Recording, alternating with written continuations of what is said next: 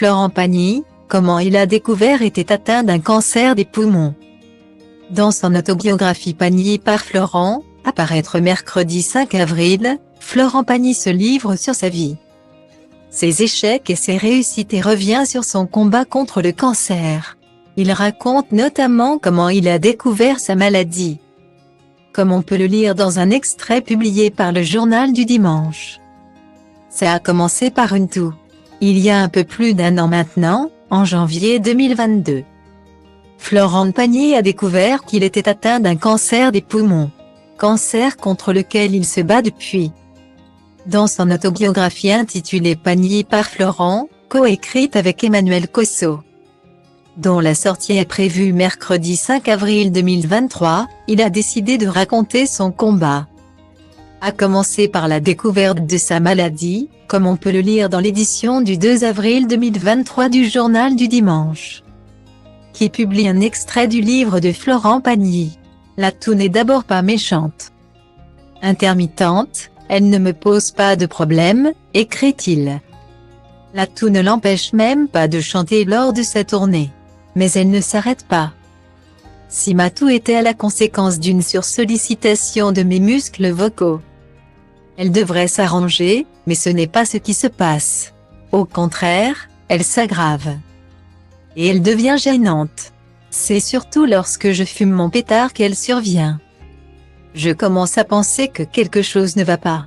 Fumer devient si désagréable que j'arrête. Ce n'est pas très difficile, car je n'ai jamais mis que des plantes à fumer avec mon herbe et n'ai donc pas de dépendance à la nicotine, mais la toux reste. Florent Pagny décide donc de faire un scanner, pensant avoir une bronchite sévère. Mais le diagnostic est beaucoup plus grave, un cancer des poumons. Lorsque l'information tombe, je suis assommé, raconte le mari d'Azucena Magno. Je me prends une claque qui me fout en l'air avant de me plaquer au sol. La gorge si serrée que j'ai du mal à respirer. La terre s'effondre. Qu'est-ce qui m'arrive? Tous les clichés liés au cancer dansent en ronde dans ma tête. Je pense, je suis mort. Heureusement Azieu est là pour me relever et me rappeler que nous n'en sommes pas là. Et la femme du chanteur a raison d'être optimiste. Le lendemain, les nouvelles sont rassurantes, il n'y a qu'une tumeur. La maladie est détectée à temps. J'ai de la chance dans ma malchance.